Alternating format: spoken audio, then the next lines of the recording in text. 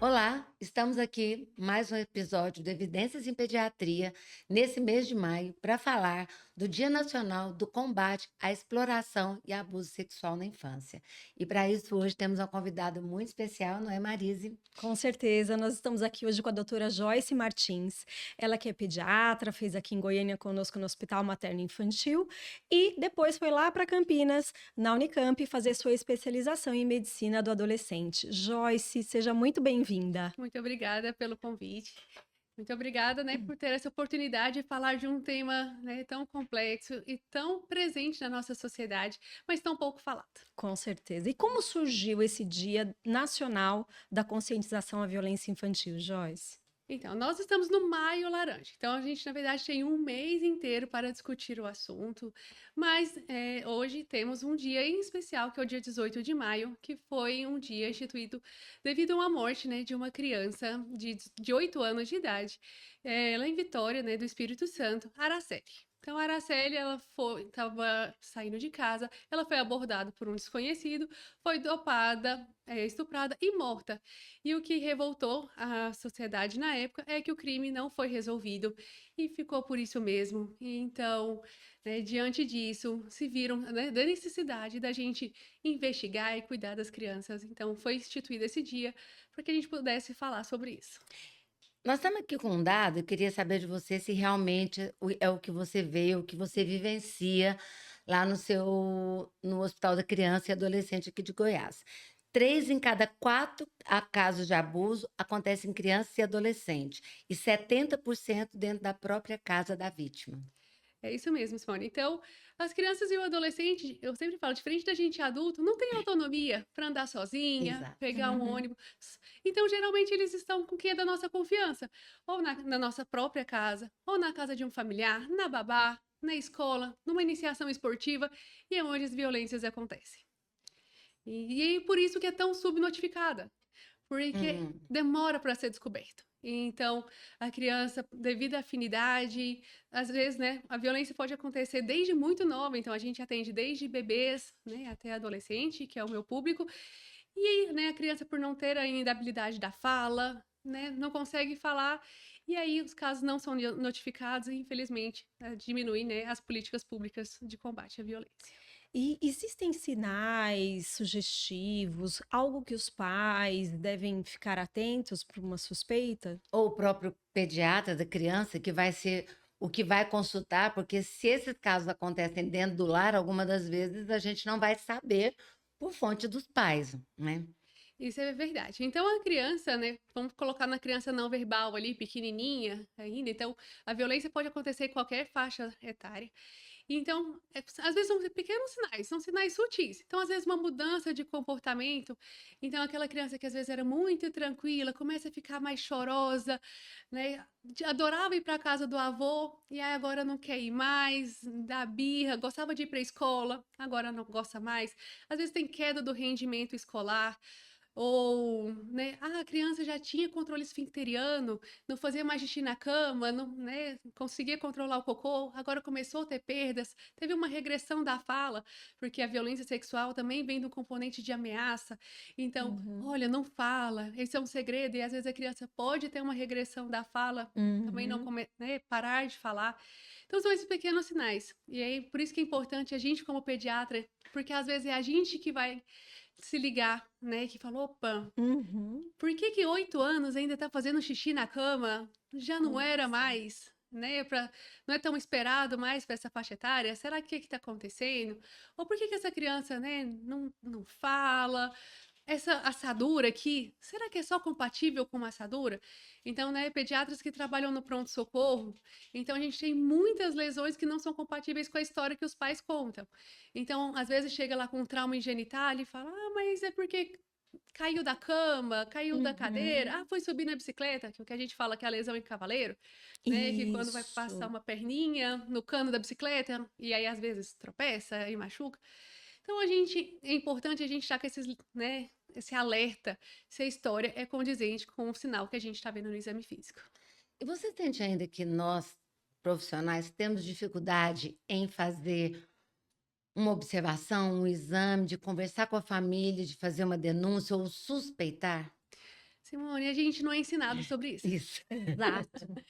Eu mesmo fui ter um pouco dessa experiência na residência de pediatria, né, então, hoje o Hospital Materno Infantil, quando eu era residente da pediatria, a gente passava por esse ambulatório, e foi quando eu me apaixonei pela temática, então eu falei: "Quero trabalhar com isso", e fui estudando, fui me dedicando, mas não se todos os lugares que eu já perguntei, essa parte, né, da violência sexual geralmente é associada à ginecologia, nunca à pediatria. Então, né, estive num congresso de ginecologia da infância e geralmente os ambulatórios são com ginecologistas, não com a gente pediatria. Então, a gente não é ensinado na universidade, não é ensinado, né, nas residências, e esses casos existem. Então, a gente precisa saber como agir. Então, a gente não precisa de ter medo. É claro que a partir do momento que a gente faz uma denúncia, a gente, né, pode ser que vai né, ter um processo criminal, mas a gente não pode se omitir. Se a gente Uhum. se omite, essa criança amanhã aparece morta, vira uma estatística, e aí como é que a gente fica, né? Com A gente certeza. poderia ter evitado. E frente, então, uma suspeita, vamos supor que eu não estou no Sistema Único de Saúde, eu não estou no CAIS, porque no CAIS ele pode encaminhar direto lá para o ECAD, Isso. né? Então, para a gente deixar para as famílias, para os pediatras que estão nos escutando, nos assistindo, lá no ECAD a gente tem um ambulatório, né, chamado Acolher, Isso. né? E como que funciona para essa criança chegar até lá? Então, aonde você estiver, estou em qualquer lugar do Brasil, né, qual que é o principal órgão que a gente tem que notificar? Conselho Tutelar. Então, o Conselho Tutelar ele é o primeiro órgão de proteção à criança e ao adolescente. Então, é ele que vai prover, né, a Uhum. seguridade dessa criança. Então, se está no meu consultório particular e eu estou suspeitando alguma coisa, a gente notifica o conselho. Se eu ver que a criança está em risco iminente, né, de continuar Uhum. naquela família, precisa de ser uma coisa mais grave, né? Então, Uhum. às vezes, né, a polícia ou, né? Então, lembrando que o conselho tutelar, ele funciona em escala de plantão, 24 horas. Então, aos finais de Uhum. semana, à noite. Então, você pode chamá-los e, né, solicitar que eles vá, né, no seu lugar de atendimento ou não. Olha, é um caso suspeita, não, né, mas eu acho que essa criança não está em risco, então, é porque o paciente chegou falando que foi na escola, que o professor Uhum. pegou, mas a mãe não quer fazer um boletim de ocorrência. É importante a gente falar que, mesmo na suspeita, a gente é obrigado a denunciar. Então, né, Uhum. temos a ficha do Sinan, que qualquer um pode associar, né, acessar pelo Google ou qualquer ferramenta de pesquisa e fazer a notificação. E acionar o conselho. Ah, Joyce, como que eu acho o conselho? Digita, né, na barra de pesquisa, conselho, vamos supor, a gente está aqui na região, né, central de Goiânia. Então, conselho tutelar da região central. Vai dar qual que é Uhum. o endereço, o telefone e o e-mail daquele conselho. E aí você faz a notificação. Olha, estou com um caso suspeito, a família eu acho que não vai querer denunciar, então, né, toma conta. E aí eles Uhum. vão partir, né, espera-se que eles vão, né, seguir dessa parte para frente.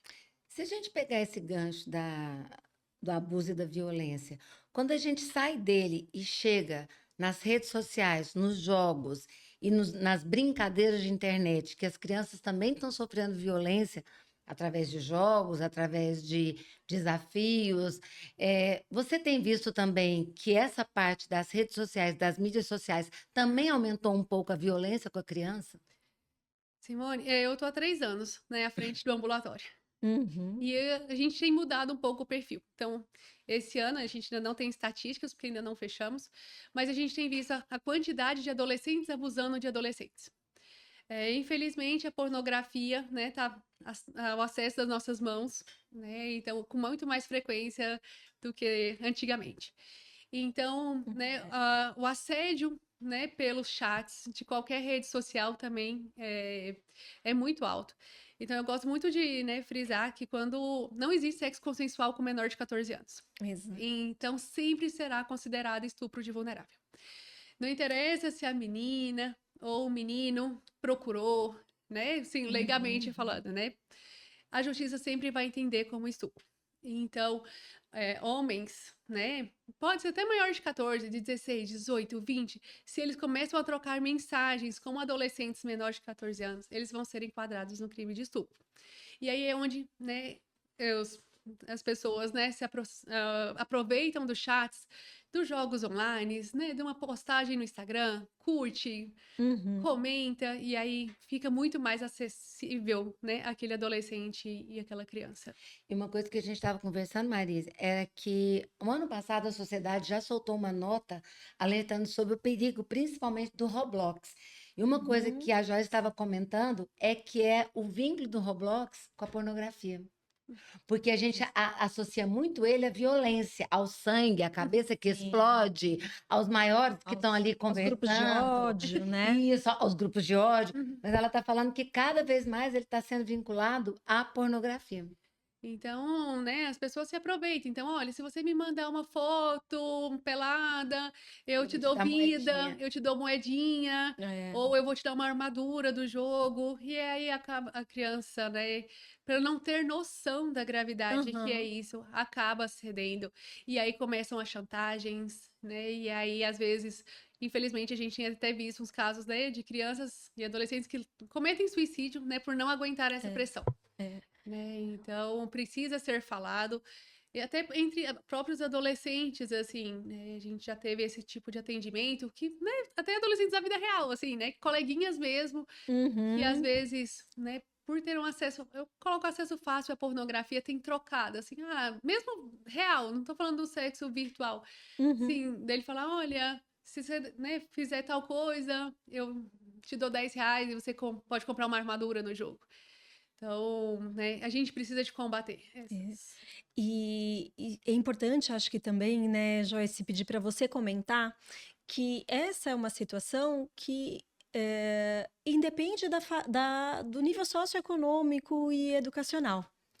Isso é verdade, porque hoje o celular tá na mão de todo mundo, do rico, né, do pobre, de todas as classes. Das idades, inclusive, né? Olha o desafio do desodorante. A menina tinha 8 anos, né? Isso. E aí a gente acha porque a criança tá em casa, ela tá segura. Mas ela Uhum. não está segura, porque, né, esse podcast tá sendo gravado aqui em Goiânia, daqui a pouco, 1 minuto ele tá lá no Japão. Ah. Eu falo que o Tomara. grande nosso problema é esse hoje, que a velocidade da informação ela tomou uma proporção que a gente Sim. não consegue mensurar, né? Então, nem a criança não tem essa noção, né? É. Então, a gente acha que a criança tá trancada ali no quarto, tá quietinha, nossa, como ela tá segura. Mas ela tá tendo contato aí com quantos bilhões de pessoas, né, que têm acesso à rede. E Com aí, né, certeza. a gente precisa de conversar. Os pais precisam entender quais são os jogos que eles estão jogando.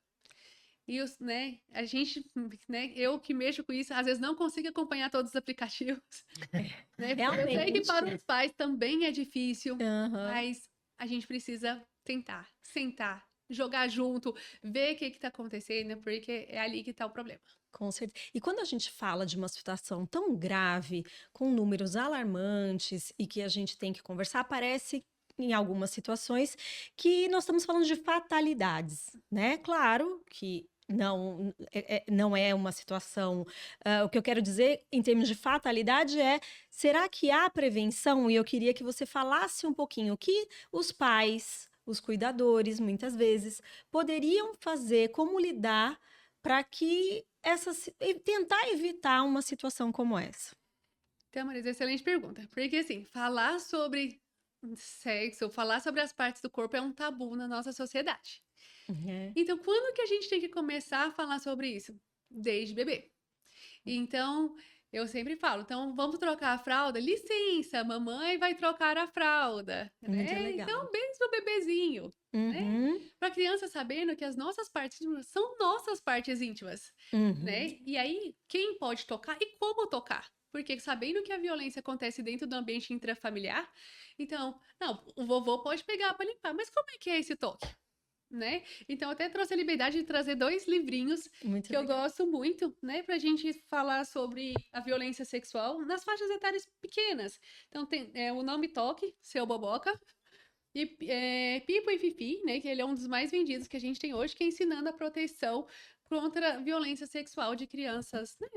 É bem uma linguagenzinha bem Ah, lúdica, assim, né? Então, mostra e explicando também as partes do corpo, colocando nomes, porque às vezes, né, a gente falando os nomes certos, né? certo, porque cada um inventa um apelido, e aí a Uhum. criança não consegue entender de qual parte do corpo a gente está falando, né? Sim. Então, às vezes ele tem uma violência sexual, aí fala, porque o vovô beijou a Florzinha, É, né? Quem é Florzinha, né? E aí pra gente às vezes complica. Então, falar as partes do corpo, como Nominar. como que pode tocar, né? Então, se é num cuidado de higiene, qual que é a forma correta? Não, se passar disso, se você sentiu constrangido, já tá errado, né? Uhum. Então, desde o começo, ir explicando, né? Então, os perigos da internet. Então, né, a gente sabe que é muito difícil falar sobre isso. Às vezes os pais não estão preparados, mas conversar sobre isso, né? Então, olha, né, não precisa, né, tocar em ninguém.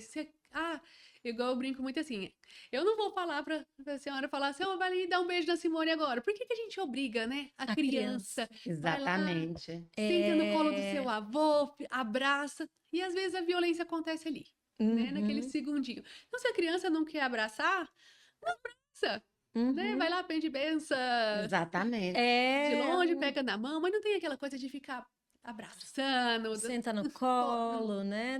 porque é o corpo da criança, né? A gente que é Uhum. adulto, né? Perguntaram esses dias assim, até quando a criança deve tomar banho com os pais sem roupa? Aí eu escutei uma resposta, eu quero ver se você concorda.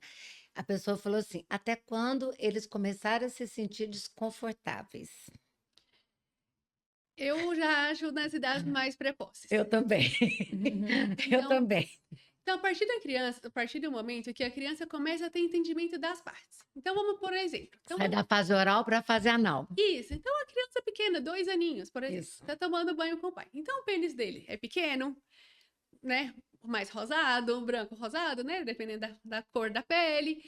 Mas é o pai. Então, o pai já tem um pênis, né? De tamanho adulto, Cheio de pelos. pelo. E aí, nisso, chega muitos casos no ambulatório. Porque assim, então ele fala, nossa, mas o meu é pequeno e rosado. Por que quando meu pai é grande, né? Com os pelos mais encaracolados? E É. aí, às vezes, vira um Começa a problema. curiosidade, né? Porque ele chega pro professor de educação física e pergunta, professor, como é que é o seu? É. Começa a ter essa comparação. Então, o menino, ele sabe que ele tem um pênis, que tem uma coisa ali pendurada. E aí a menina, vamos supor, ele vê a mãe tomando banho. A mãe não tem nada. O que Uhum. aconteceu? Quem cortou o seu pipiô, né? É a Aham. cabeça deles.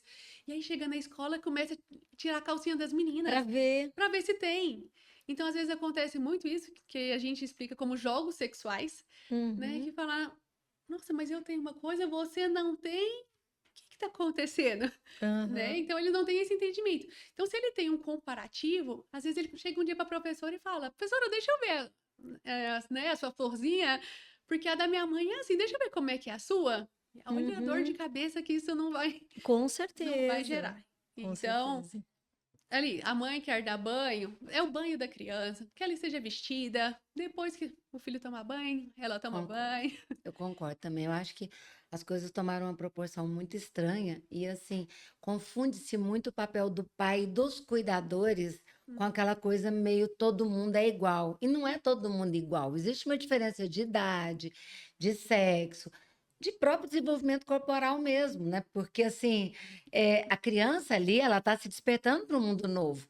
E, ao mesmo tempo, a gente sabe que como é que eu posso dizer assim? As pessoas estão tendo alterações muito fortes e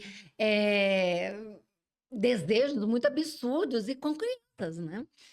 A gente vai ter essa curiosidade normal, É, né? Só que a gente não precisa de antecipar. Então, se você não sabe que existe, eu não vou ter curiosidade daquilo, né? Uhum. Então, quando for chegar maiorzinho, que às vezes for, né, for na aula de natação, né, começar a puberdade mesmo, que você começar a ver a diferença, talvez seja a hora de falar. Agora, Uhum. ficar antecipando essas informações para quem ainda não tem idade para entender, eu acho perigoso.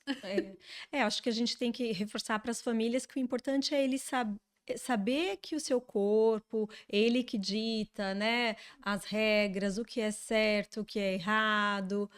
E de que forma, e que inclusive, como você ressaltou tão bem, a família tem que ter o respeito ao lidar, né? Então, com licença, vou te trocar, com licença, nós vamos tomar banho, vou te limpar. E isso a gente vê às vezes no consultório, né, Simone, que eu tenho hábito, eu acho que você também tem, na hora que a gente vai examinar, vai deitar lá, fala, olha, eu vou te examinar porque eu tô com a sua mãe, porque eu estou com o seu pai, então a gente pode tirar a roupa, se você achar que tá tudo bem? E eu com frequência tenho que examinar também genitália, Sim. né, região anal, e que você ter o hábito de consentir e reforçar com a criança naquele momento, né, você sabe que você só pode ser examinado por mim porque você está com a sua mãe, né? Eu gosto de frisar isso para saber até que ponto isso é conversado com as famílias. Porque em algumas situações eu vejo que a gente. Ah, você conversa? Ah, eu converso. E o tabu já se estabelece naquele momento, né? Para você saber o quanto a criança sabe sobre isso. E aí, o que eu acho que é mais perigoso, porque quando surge a curiosidade, eles vão pesquisar Na na rede social. internet. É. É. Aí E vão aí, mesmo. a gente perdeu essa criança e esse adolescente. Porque eles vão acessar o que é mais fácil, que o Uhum. coleguinha disse, e aí, não vai ter uma informação geralmente de qualidade. É, com certeza, com Hoje eu certeza. conversando com a paciente, ela falando, cara, tem 8 anos. Ah, eu já tenho celular. Lógico, tia Simone, que eu tenho celular. Eu falei, "Bem, você tem celular? E o que você vê? Ela, vejo fulana lá, que eu esqueci o nome, que é tanto youtuber que eu esqueci o nome. E como é que ela é? Não, ela é super legal. A mãe falou assim, não, legal, a gente até vê. Então, vamos entrar aqui. Eu olhei e falei, uai, mas ela tá falando aqui, fulana traiu o marido. Ela já traiu o marido dela. Falei, então isso aqui não é assunto para criança, 7 anos de idade, tá vendo essa moça? Aí a mãe, não, mas o pai dela, a gente entra, é legal. Eu falei, não, não é legal. Esse assunto não é legal para ela. Então, assim, as pessoas confundem a faixa etária da criança no quesito que ela está vendo. Eu já acho que o problema começa quando são adultos fazendo personagens infantis. Isso também. É verdade. Isso também, né?